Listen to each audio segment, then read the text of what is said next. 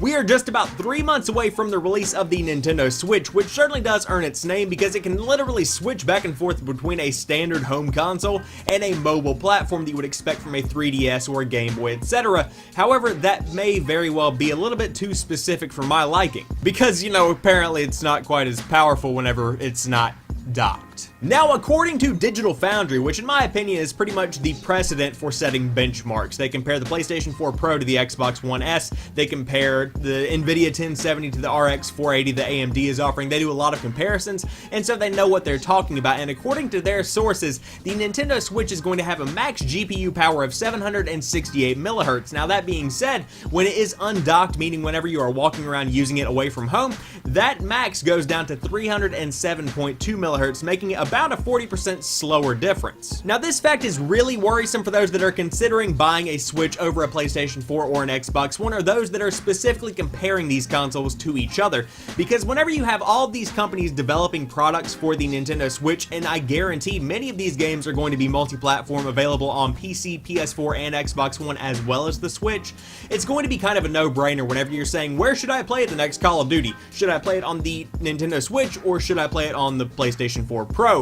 That's pretty much going to be a no-brainer for a lot of people. Now, there are also rumors of VR development going forward for the Nintendo Switch, because VR, whether we like it or not, is going to be a big part of gaming going forward, in my opinion. And so whenever you have the PlayStation 4, the original one that came out back in 2012, I believe, requiring additional hardware to actually run PlayStation VR, I can't imagine the Switch doing much with VR in and of itself. Now, I'm sitting here throwing Nintendo under the bus.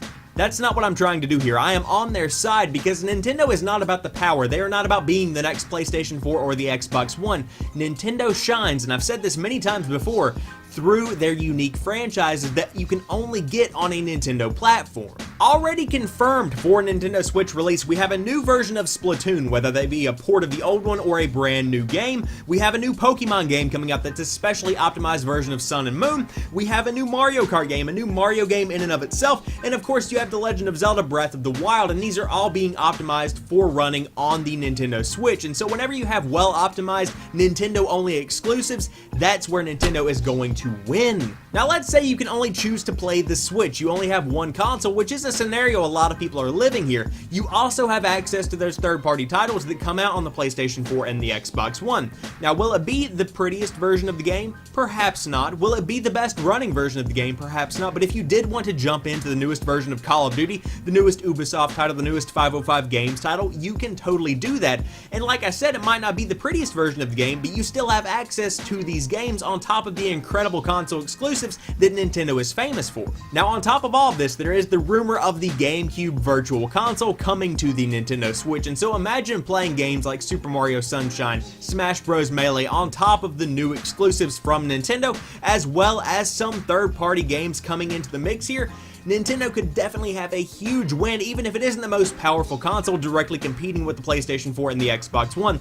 They can still definitely be a big competitor in this console generation. And also, a little bit of Super Mario Galaxy 3, please. So there you guys have it. I hope you have enjoyed this video. If you did, drop me a like down below and let me know in the comments section what you think about the Nintendo Switch. Do you think it being less powerful is actually true? Do you think that it is going to be a big factor in whether it is actually successful in the eyes of the public? Let me know in the comments section down below. And if you happen to be new here, please head over there and check out some of my other content, because I do upload new stuff like 3 or 4 days a week depending on the week. So there's always something new right here on the channel when you drop by to watch some videos. But as for right now, I'm going to go read more about this Switch stuff that's kind of getting circulated around the internet. I'll talk to you soon. Peace.